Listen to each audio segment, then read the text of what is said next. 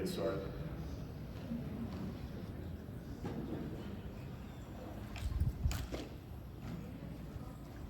So, just as an intro for myself, I'm Stokely Price. I'm a senior accountant with Brandon Sand and Gravel Companies based in Denver, Colorado.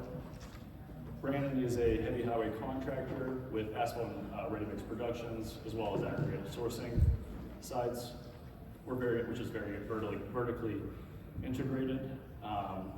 We started on our data journey in spring of 2021 and have really made significant strides, and I'm here to kind of talk about our experience and our data journey as a whole.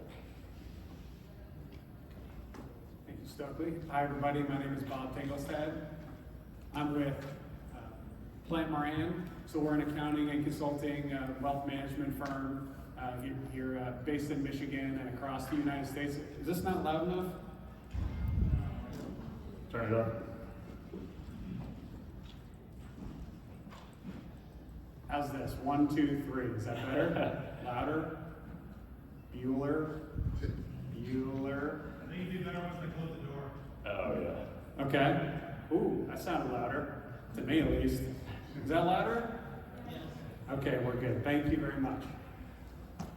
So again, Plant Moran, accounting, consulting, wealth management firm, and we've been having the pleasure of working with Brandon Sand and Gravel now for about a year and a half on this data-driven journey.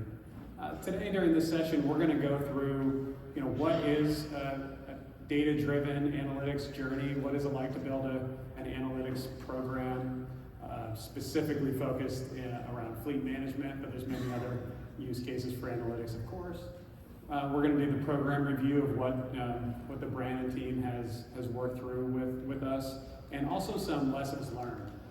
This is definitely a journey that is multifaceted, so we're going to just share some of our collective experiences. So hopefully it will be insightful for all of you. So let's get started with, how do you know if there's a problem or a need that could be solved with analytics?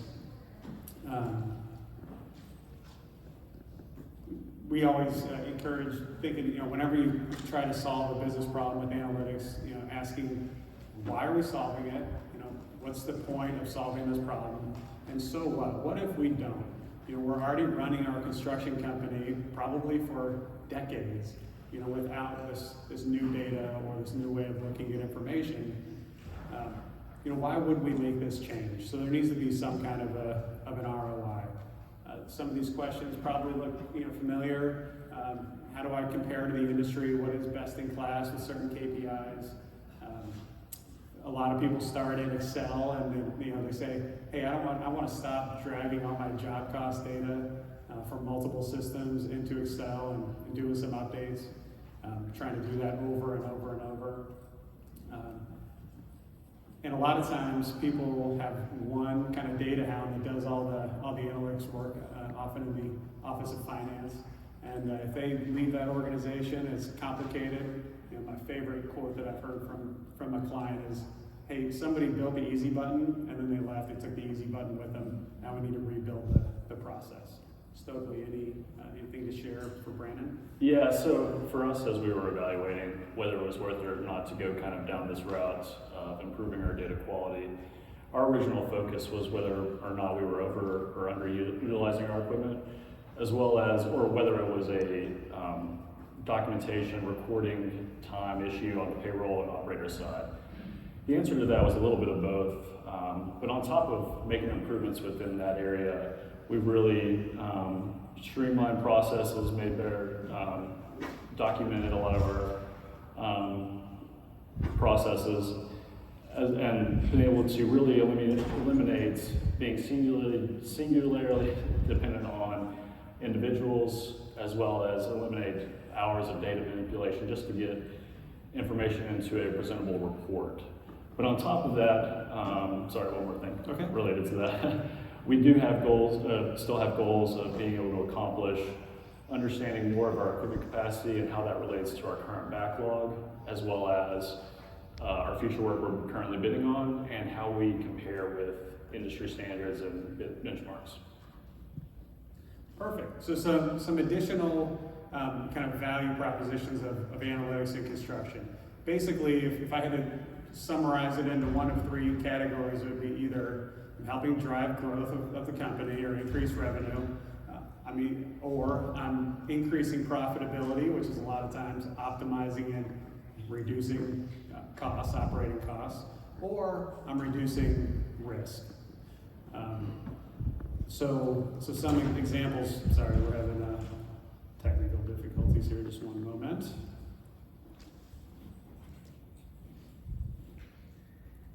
So with strategic planning, for instance, the first one is drive growth. For instance, do I have a healthy balance sheet, and can it support my strategic goals if I do want to do some acquisitions or an ownership transfer, etc. Financial planning, some examples of financial planning might be headcount and compensation planning. We all hire people in multiple roles and career paths. Do I have a good headcount planning solution? Sales forecasting and opportunity management.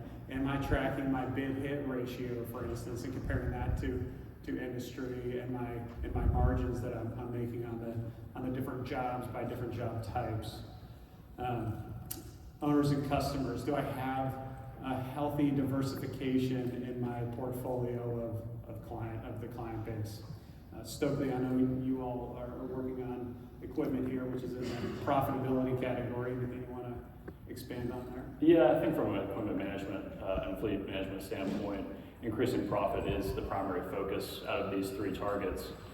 And improving the data around that is extremely crucial, but just having your organizations aligned to where your financial management and your planning aligns with your operational goals, as well as even your safety and HR departments.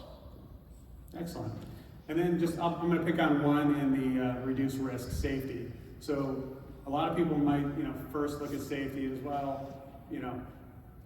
It's a great thing to do for my people, and it is. You need to care for your people, make sure they're safe out on the job sites. But it also is something that is going to drive to more profitability. If you look at most of your jobs that had a safety incident or two, those are usually the ones that also were lower in profitability. So it makes financial sense to do it, and it's also just the right thing to do, for your people and your organization. So here is the analytics stages of maturity as we like to walk our clients through. So everybody is somewhere on this journey. You're using something to make decisions today in your business. It could be just information you have gathered over years of work, looking at the data in your operational systems. It could be very manual, but you are making some decisions based on a gut instinct and some kind of information. Level one maturity is often, you have one person who's really kind of a data hound, and they're sick of trying to answer the same question over and over by showing people in the system. So they dump data into an Excel spreadsheet often, and they present it to the stakeholders in a way that is very insightful. It's usually kind of wildly embraced within the organization, but the issue is it's very manual, which usually means there's issues with it, and it's not reliable, trustworthy, and it takes too much time. Stage two is you might automate some of that, so it's repeatable and consistent and more timely refreshes of that data. You might solve that analytics problem within one department, for instance. It might be in accounting, it might be in HR, it might be in operations, but one or two departments have solved that kind of individually. Level three is where we would encourage most construction companies to strive to be, which is an enterprise view of data. So if you're talking to your equipment managers or your operations, the people who are running the jobs, and your accounting department, just for instance, all three of them are using the same terms and they have the same understanding of the data.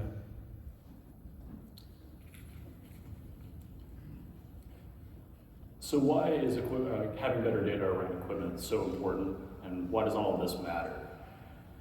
So in addition to personnel, equipment is essential to heavy civil construction operations, and keeping a fleet on the job and in safe working condition is a challenge with considerable financial risks and rewards. Add maintenance and repair costs to that, and the impact that downtime could potentially have to your crews and your operations, and the bottom line can suffer significantly. To highlight some of the importance of fixed assets and rolling stock in general, typically 50% of fixed assets are rolling stock for heavy highway or heavy civil construction, and even higher for excavating companies. Equipment revenue is around 50% or 80% of labor revenue. All of this highlights how much of an investment our organizations are making with it, or with mobile equipment and equipment in general, and the importance of being able to maximize that investment, ensuring that it's performing reliably for us is really important. So what are some of the construction industry data challenges that we're facing today? The first, limited capacity resources. Having the access to capital, especially in an age of rising interest rates, and being able to prioritize that capital, ranking it and understanding where your investment should really be focused with your capital outlay schedule. Having multiple data systems, your ERP, your forecast models, having those being able to communicate directly with your fuel systems, your third-party software such as work orders, your telematics, and then removing redundancy with having those systems communicate with each other. Having a lack of single source of truth. Usually in our industry, the issues are a little bit of options A and B, so being able to react to those problems in a timely manner. And then unclear responsibilities of ownership of data. So who is responsible for ensuring the quality of your data as it goes into your ERP systems and your financial modeling. For work orders, for example, having your mechanic supervisors reviewing the mechanic notes and coding, and then having your equipment manager ensuring the quality of your meter imports and your utilization targets.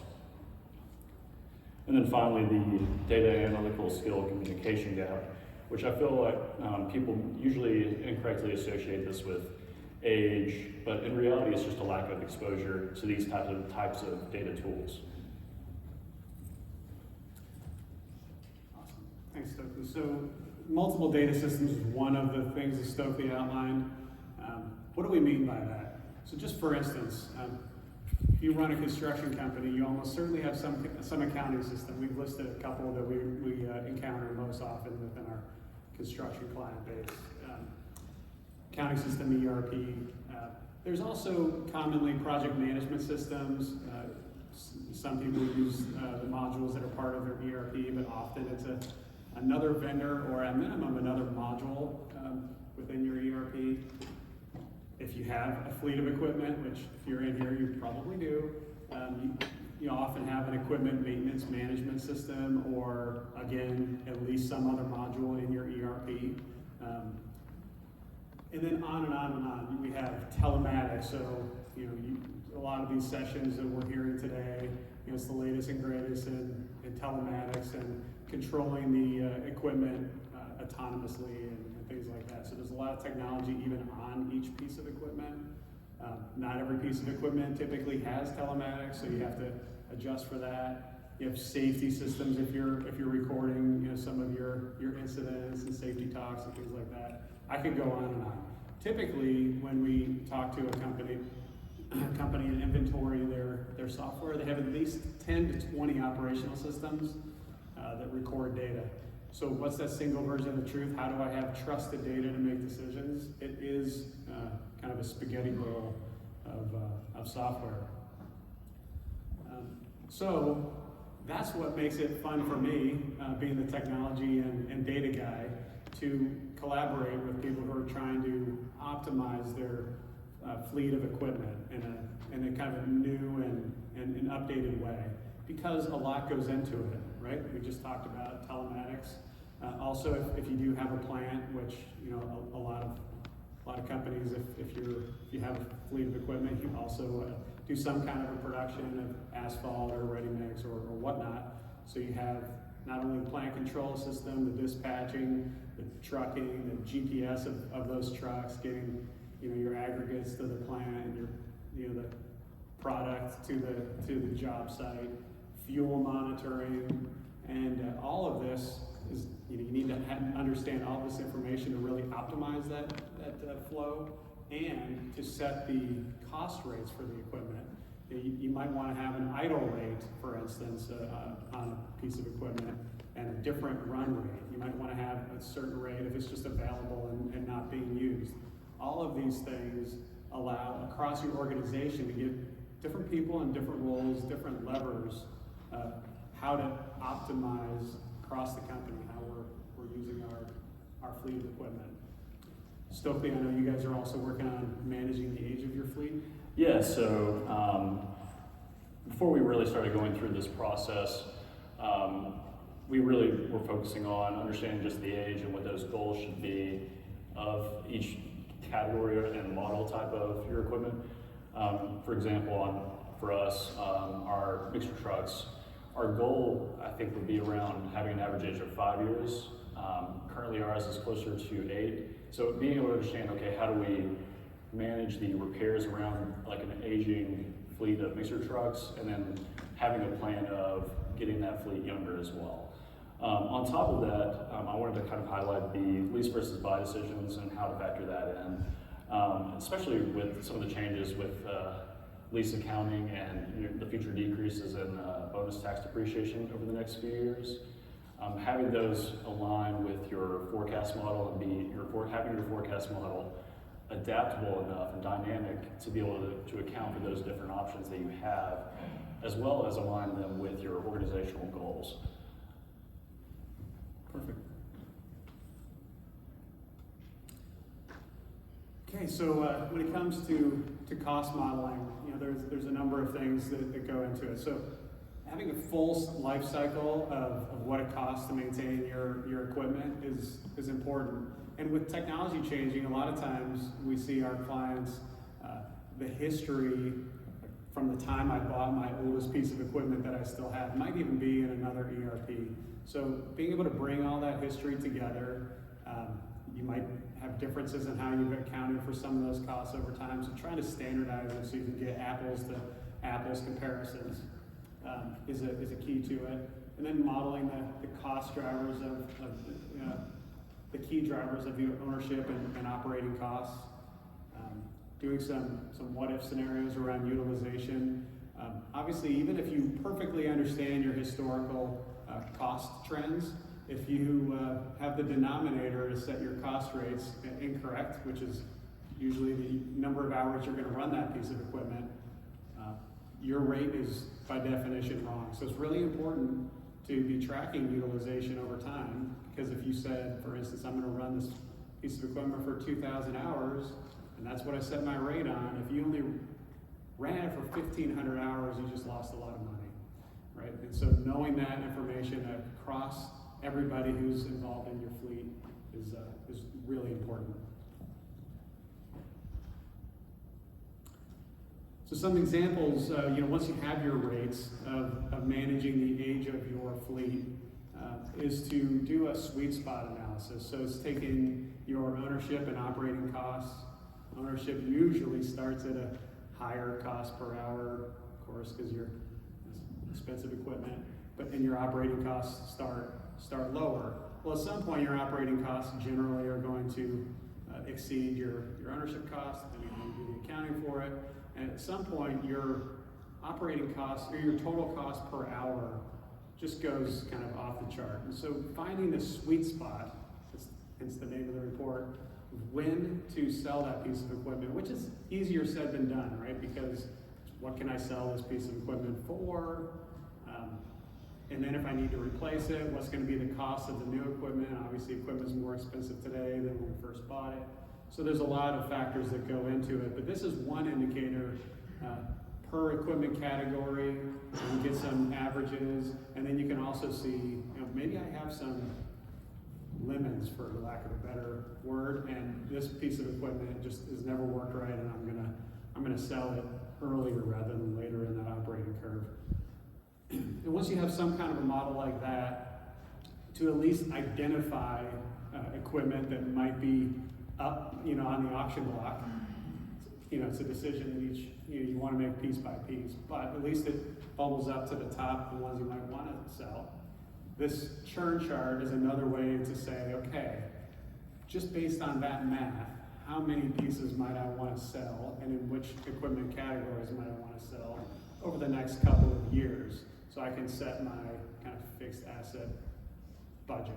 How much might I want to be spending?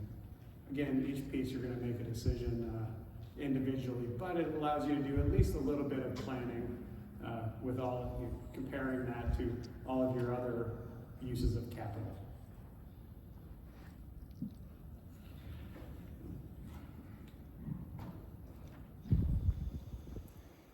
So rate setting and managing the age of your fleet. So being able to move or take the information from your cost models and churn charts, we can now do the following. We can build that fleet plan, which I really want to emphasize with this, it's not a law. Like, once you set that fleet plan, you need to be able to adjust based on economic circumstances and current economic conditions from a macro level.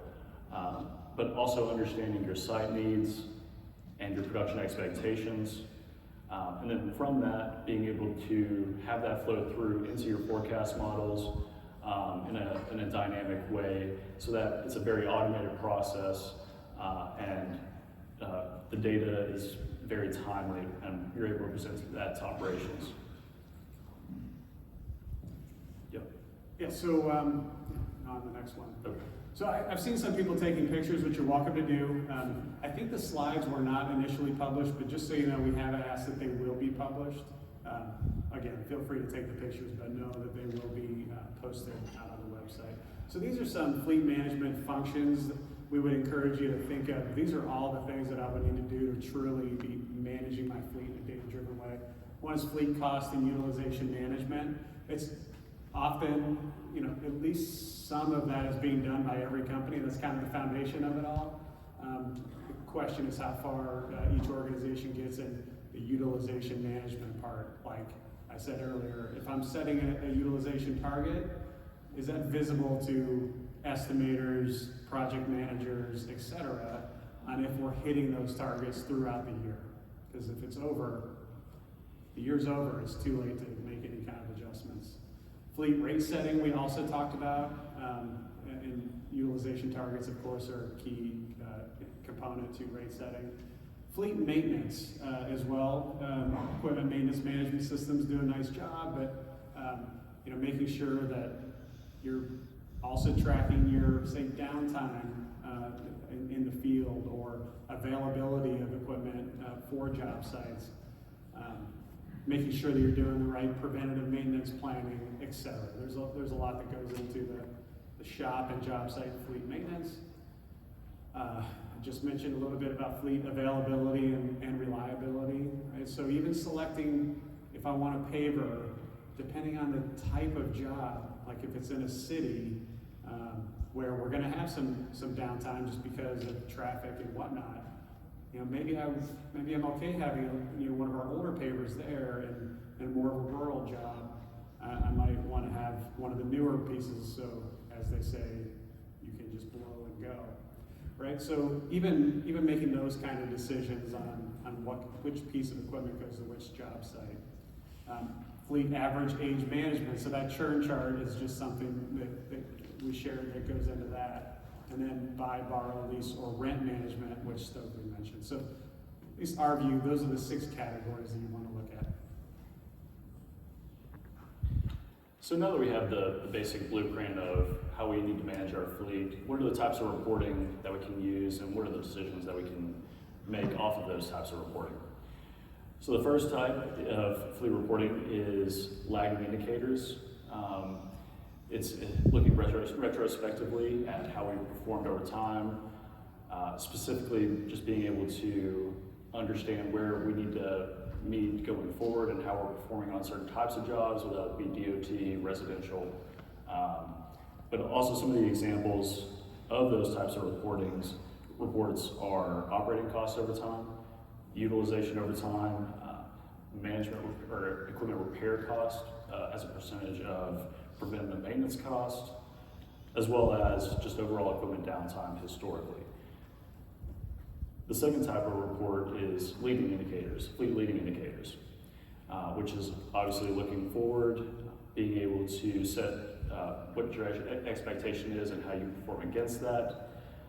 Some examples for that include like with the volume of maintenance requests that you expect, as well as expected equipment availability. So both of those are extremely important with how we view the data for our fleet and reacting to that data as well.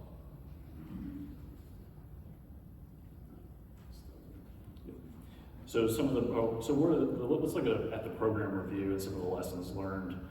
I'm going to go through some of our historical reporting prior to us working with Plan Moran on this data journey. So with this is an example of the report on the left is our EM meter readings history report and transaction detail. So this is really just looking at your meter readings over time, the source of that information, and what that overall total period meter hour is. And then the report on the right is your utilization detail and revenue detail by piece of equipment and category, which you obviously need to be able to do, the goal of this is being able to compare these two together, understanding whether your utilization aligns with what your period meter hours are. Moving on to, this is an example of our EM monthly cost and revenue drill down reports. So this was a custom report built internally by our IT department. And it takes a look at the usage hours in a given period, the usage revenue, what the cost was, and then what that profit and loss was for those individual units. Obviously, this is not efficient from being able to compare this data by piece of equipment to other categories or departments versus other departments. So being able to extract this data and apply it is extremely difficult and time consuming as well. So this is just a lower level view of that exact report. Here we're able to see the summary of the equipment hours and utilization detail, as well as the summary of cost in those individual cost codes and cost types. But again, the ability to extract that data, compare it with other divisions, other departments, reporting filters is extremely difficult and time consuming. And then all of those reports were pulled and summarized, hard-keyed into an Excel sheet, which was an Excel utilization report summary. Again, all of those had to be pulled. There were certain time constraints. So being able to see and react to this data was extremely difficult. Excellent. So that was the current state when we first met with Stokely and his team. Then we went through discussing analytics technologies and the different components to select the right analytics architecture. So what does that mean? This is the way at least we think of the analytics landscape. Business intelligence tools, that's the bottom right category, is what most people think of when they think of analytics. Probably heard of, if you know anything about analytics, Power BI, which is a Microsoft product, Tableau, Click, those are some of the Gartner Magic Quadrant vendors, but there are many, many others. There's probably 50 or 75 different business intelligence vendors. That's what most end users interact with. Excel still is the #1 analytics tool in the world. So that's the business intelligence layer. That's the reporting. You can do a managed report. So if you receive a weekly email or something like that that has information of whatever you manage, that would be a managed report. Ad hoc reporting would be I go in and I run my report and I have a question I want to bring in another field into that report, or I want to apply a filter, or add a calculation. That would be more ad hoc reporting. That's on the business intelligence tool set. In the upper right corner, there's performance management. So you can do ad hoc reporting in there in performance management tools, plus you're able to do kind of data entry. So think of a budgeting process or a job monthly close process where you're doing your estimated cost to complete. You're not only looking at your actual data and doing historical trending and analysis, but you're entering or creating new data. That's where a performance management tool might come into place. You can also then do workflows. So if you have, for instance, 10 project managers, they all complete their work, they can click submit and it goes to the next person for approval, COO, and then maybe eventually CFO to close the month, as an example. Bottom left is data management. So that's where you hear terms like data warehousing or ETL, or the new term is data lakehouse. That's basically a data store that you can own your own data, no matter what the source system is, and cleanse and aggregate it for enterprise reporting. And then the upper left is data governance technology. So that's things like data dictionary. If I say, we're looking at utilization hours, what is the exact definition of that? When and where is it coming from? Meter readings, where is the meter reading, like the number of hours it ran? Is it when it was actively being used? Those kinds of clarifications of terminology. That would be in the data governance realm, and also just timeliness of the information. When and where should I be looking at this data? Like for instance, general ledger data, you typically only want to publish after month-end close unless you're actually in the accounting details and know what you're looking at, as an example.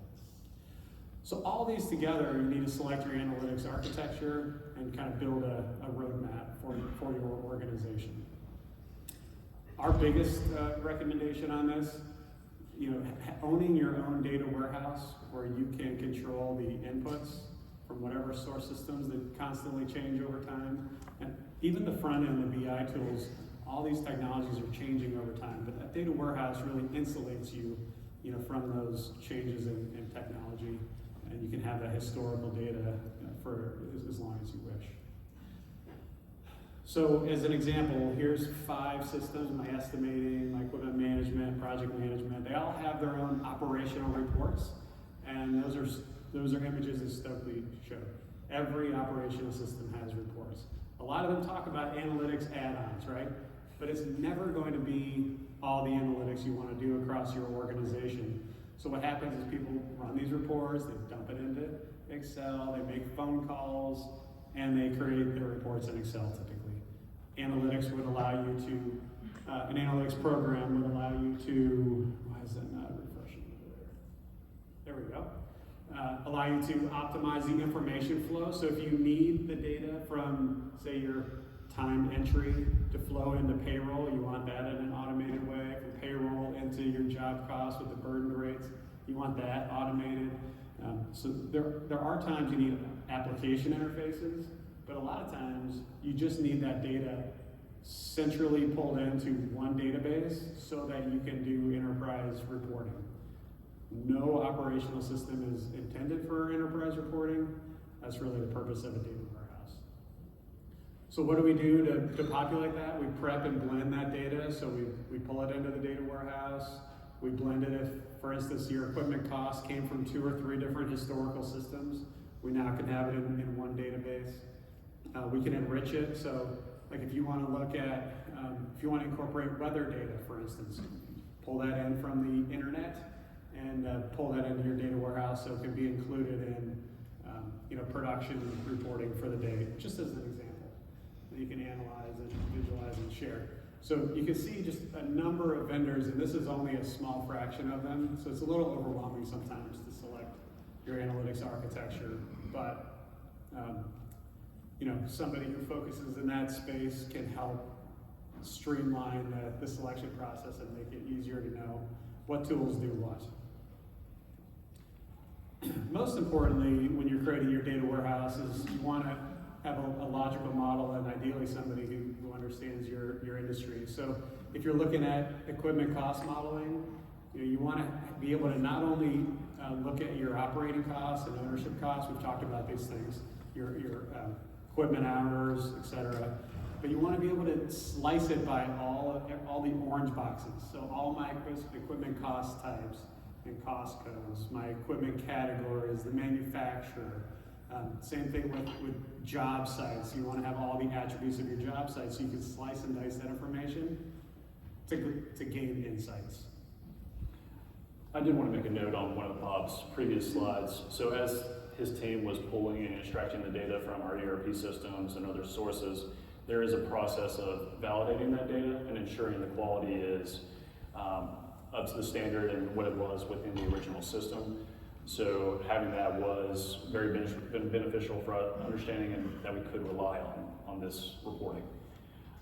Looking at this, it does seem very, looking at all these relationships is very intimidating with all of the arrows and different tables that these relate to, but having a basic understanding of this is extremely important, especially as your employees and your accounting teams and operations are trying to get ownership of their data, make process improvements and streamline their reporting. And then also, this has really given me that capability as well as the capability of being able to help my team members automate and streamline their processes as well. So here's examples of what our reporting looks like now after working with Plan Moran.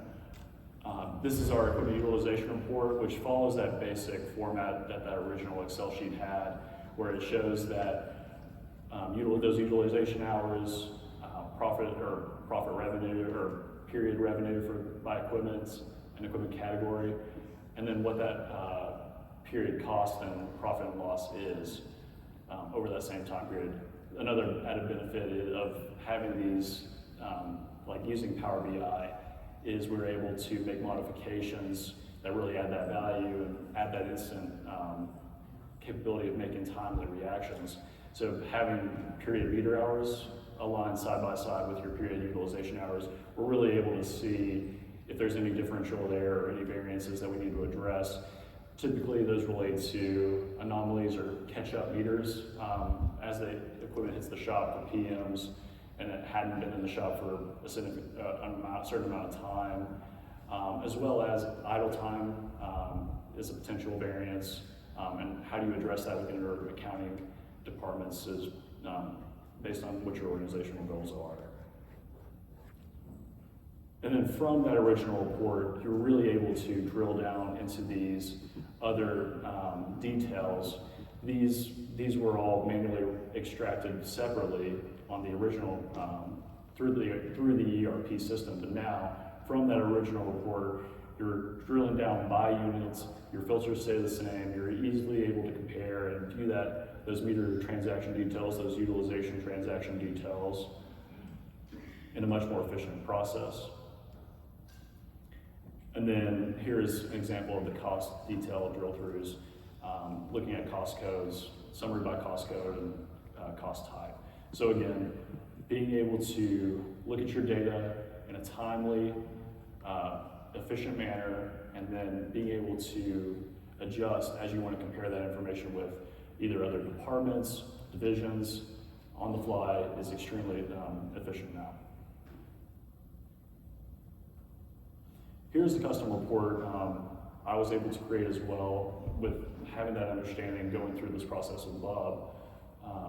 This is looking at our equipment utilization by equipment category by day in a specific month, as well as comparing that information with production reports that our internal teams are producing. So you're able to see, okay, what your equipment revenue per hour is on a specific day, and then see which type of work you're really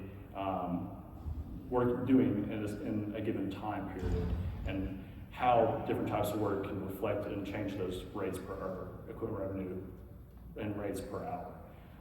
That top portion is just a summary of what are on our financial statement metrics for our maintenance division. And those are just equipment revenue per hour, what we averaged over a given period, how many hours per internal ton or production do we have, And then how did our equipment hours relate to man hours, which there should be usually there's a direct correlation with, if for every operator hour, there's either 80%, or on papers, for example, we're looking for 90% of utilization as compared to equipment man hours. And looking at how you're using your bidding software and how that all kind of intertwines. And then finally, looking at those last two metrics on this are our rental revenue and rental equipment usage. And we consider those lost equipment hours for our own pieces. So that's really a part of your downtime cost, and being able to manage that and understand why your rental cost is so high has been really beneficial for us as well. And then, so going back to Bob's sweet spot analysis report, this really is related to that and how you build that report out. So this is really, this is an equipment cost analysis by reading hour and by bucket. So really each of these columns is a certain amount of utilization hours, and then what your operating or your total cost is in that given bucket. So really, as we're trying to nail down what that life to date cost per hour is, what that optimal spot is, and that lowest life to date cost, really this is that first step of understanding that progression and being able to isolate, okay, here is really where we're seeing that increase in repair cost, and then also where our ownership cost is the lowest. If I could just add real quickly, so this kind of report, we haven't seen really any ERP that has this kind of a report because it's challenging.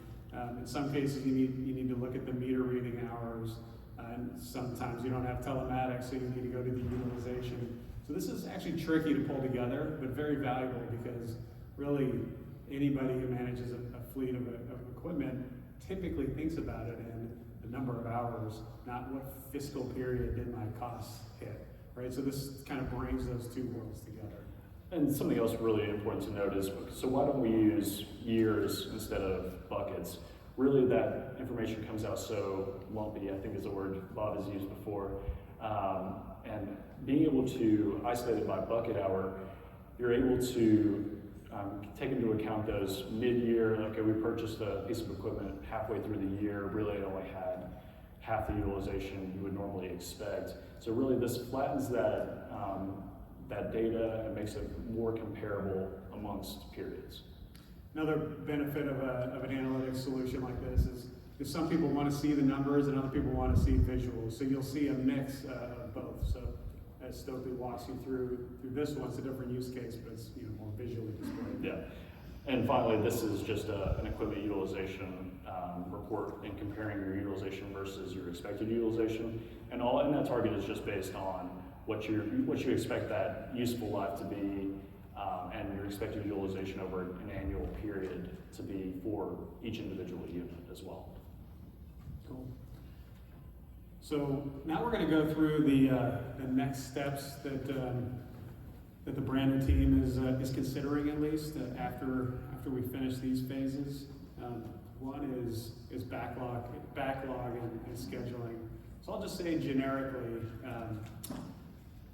backlog and scheduling is one of those kind of pinch points where it's really where the rubber meets the road if you're truly trying to be data driven. And a lot of organizations that we talk to, this is where you need to have good data and good processes in order to have any kind of automation and scheduling for the next couple of weeks, let alone knowing backlog for the next couple of months. Having your estimating process and kind of that sales pipeline clean and organized, your current job costs, your current actuals, all those things go into it. So what we typically see is, there's chalkboards or, piece of paper or an Excel spreadsheet where this is managed. But if an organization can get to this point, there's a lot of optimization to be gleaned. You can see where the pinch points are and actually optimize your crews, which, as you all know, are not only the people, but also the equipment. Anything you want to add on this? Yeah, I just think for us going forward, we really want to, something I've heard recently too is operations is right 70% of the time, accounting is right 30% of the time. I completely agree, and Tim Lyons back here, he's our head project manager. He's probably like, you're damn right. Operations is right 70% of the time. But really being able to align what we're doing on the accounting side with what Tim and his team are doing on the bidding and project management side is going to be crucial for how we create these equipment plans, create our capital outlay schedule, and then build out our forecast model over the next 10 years. Awesome. So another one is equipment maintenance. Yeah, so for the maintenance side, the maintenance division should not only be set up for and based on or manage or have their expectations set from a financial standpoint, but really from a, are they able to keep your fleet on the job sites in safe working condition?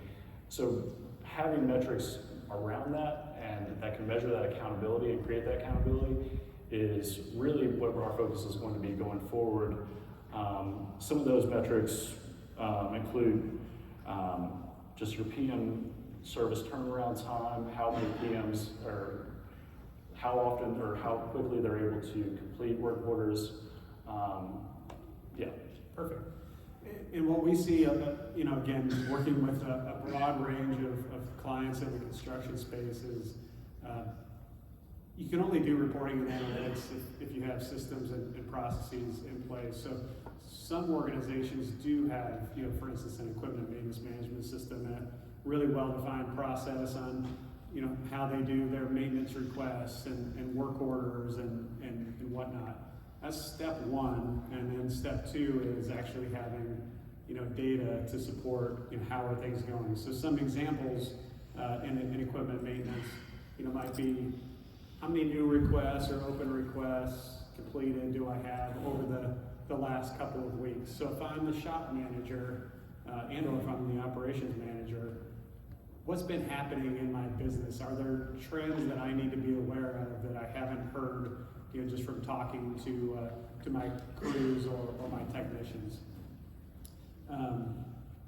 Also, looking at open requests by age. So if I've had a certain number of work orders by certain types open, for 3 weeks, what's happening? Again, if I'm the shop manager, is there something that I need to address?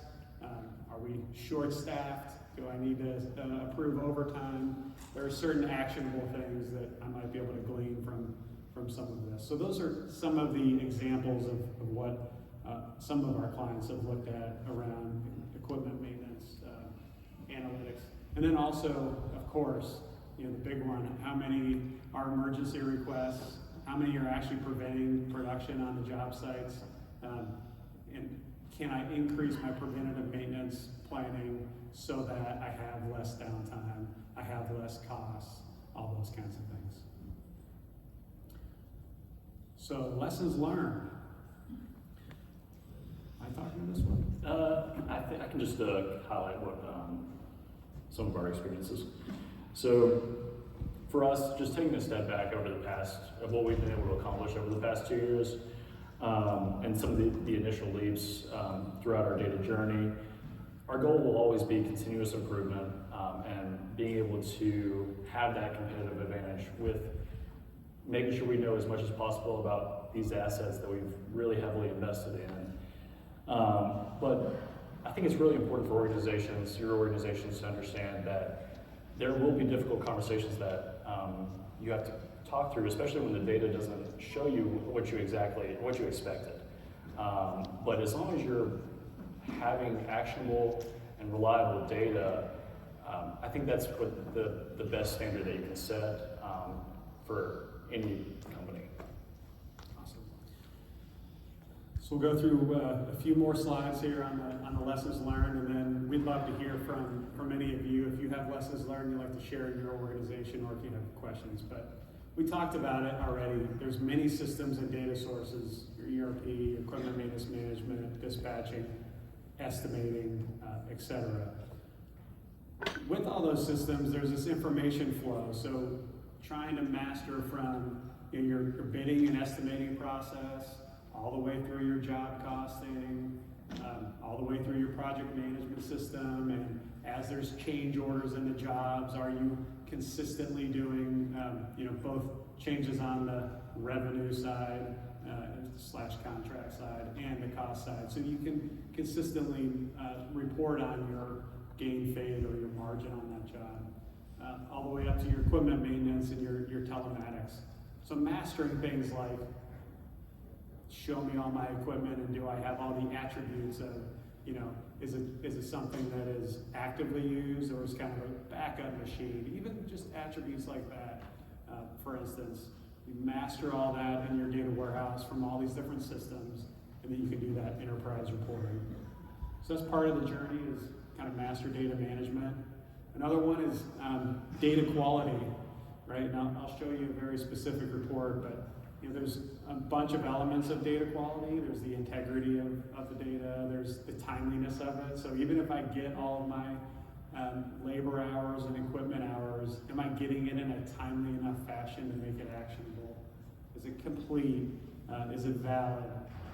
Accurate? Consistent? All of these things go into data quality, and you really can't address it until you see it in some kind of an aggregated view. Okay?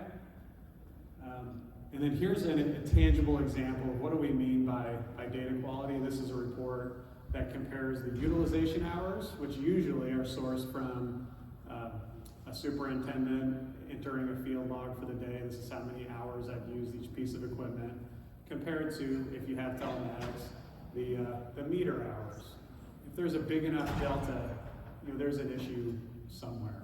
Yep, you want to add on that? Yeah, just again, being able to isolate what those anomalies are, react to that and correct that data if there is an issue before it actually goes out into your reporting, is how you create that actionable type. Yeah.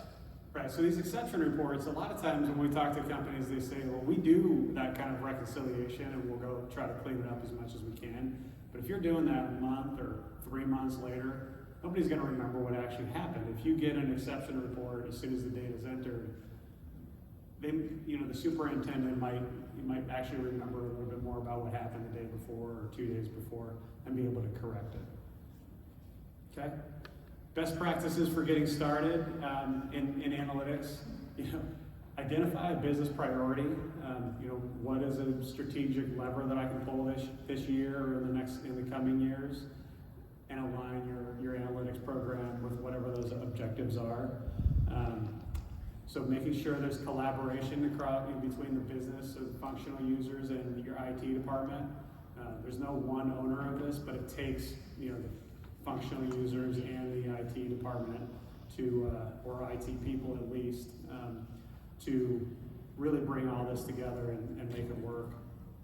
Identify data evangelists.